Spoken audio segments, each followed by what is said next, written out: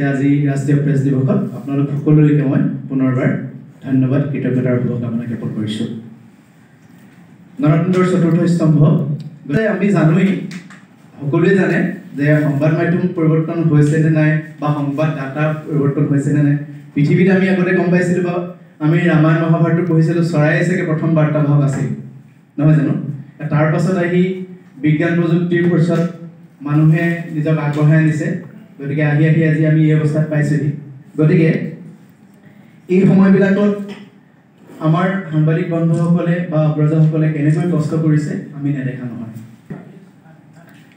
এই সাংবাদিকসকলৰ যি যাত্ৰা, ইয়াক লৈ মোৰ প্ৰথম ক'ব লগা কথাটো হৈছে যে সাংবাদিকসকলে কি কৰে। মই ক'ব খোজোঁ যে তেওঁলোকে আচলতে কি নকৰে। জীৱনৰ আটাইতকৈ দুৰ্যোগপূৰ্ণ সময়টো হয়তো কেতিয়াবা তেওঁলোকে কৰ্তব্যৰ খাতিৰত আপোন মানুহজন হেৰুৱাৰ সময়তো তেওঁ সেই কৰ্তব্যস্থানতে থাকিব লগা হয়। ইয়াতকৈ ডাঙৰ বেদনা আচলতে মানুহে থাকিব নোৱাৰে। গতিকে সেইকাৰণেই মই প্ৰথমেই সাংবাদিকসকললৈ বা সংবাদসেৱীসকললৈ মই প্ৰণাম জনাইছোঁ। হৈছে যে এই বিপদৰ লগতে তেওঁলোকৰতো শুভ মুহূৰ্তও কিছুমান আহে, ভাল খবৰ আহে। তেনেকুৱা মুহূৰ্তবিলাকো হয়তো সাংবাদিক বন্ধুসকলে বা সংবাদসেৱীসকলে বঞ্চিত হ'ব লগা হয় কৰ্তব্যৰ খাতিৰতে। গতিকে সেইকাৰণেই মই সংবাদসেৱীসকললৈ পুনৰবাৰ সেৱা জনাইছোঁ।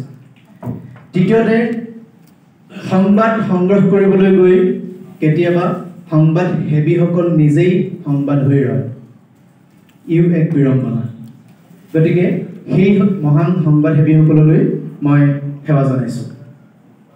লগতে এই মুহূৰ্তত মই আৰু এটা কথা ক'ব বিচাৰোঁ যে চৰকাৰে যথেষ্ট উদ্যোগ লৈছে যদিও এতিয়াও মই ভাবোঁ সংবাদসেৱী ব্যক্তিসকলক লৈ যি আঁচনি প্ৰস্তুত কৰিব লাগিছিল, যি ধৰণে তেওঁলোকৰ জীৱন জীৱিকা স্বাস্থ্যৰ প্ৰতি সুনিশ্চিত কিছুমান আঁচনি প্ৰস্তুত হ'ব লাগিছিল, এতিয়াও কিন্তু ক'ৰবাত কমি আছে। গতিকে মই আশা কৰোঁ চৰকাৰে নিশ্চিতভাৱে সংবাদসেৱী বন্ধুসকললৈ কিছুমান এনেকুৱা আঁচনি প্ৰণয়ন কৰক যিসকলে তেওঁলোকৰ জীৱন আৰু জীৱিকা নিৰাপত্তা প্ৰদান কৰে।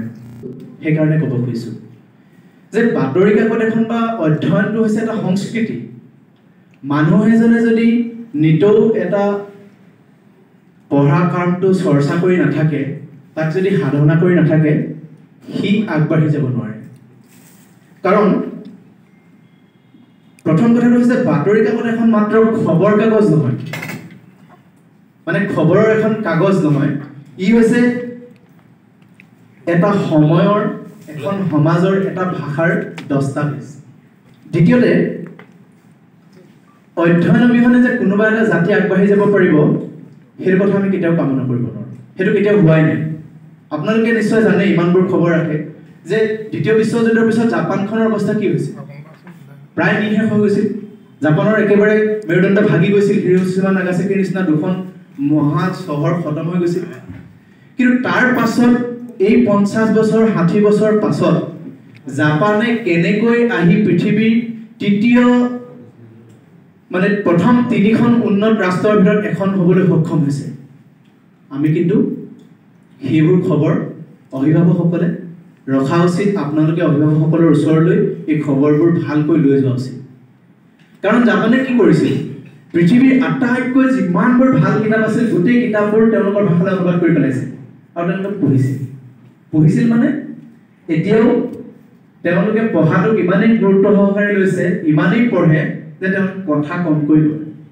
আপোনালোকে খবৰ ৰাখিলে কিছুমান বৰ মজা কাহিনী আছে যে জাপানৰ মানুহে ইমানেই কম কথা কয় যে গাড়ীবোৰত ছিগনেল লগোৱা থাকে, বেছিকৈ কথা কোৱা মানুহক ৱাৰ্ণিং দিয়ে। আৰু লাইব্ৰেৰী বননিবিলাকত অকল মানুহে বহি বহি কিতাপ পঢ়ি থাকে। জাপান আজি ইমান দূৰ আগবাঢ়ি অহাৰ মূল কাৰণটো হৈছে অধ্যয়ন। গতিকে আমি অভিভাৱকসকলে বা আমাৰ ব্যক্তিসকলে, সমাজৰ ব্যক্তিসকলে এইটো কথা মনত ৰখা দৰকাৰ যে অধ্যয়ন অবিহনে নিজৰ সন্তান কিন্তু ভাল হ'ব, আগবাঢ়ি যাব, এইটো কথা কেতিয়াও কামনা কৰিব নোৱাৰে।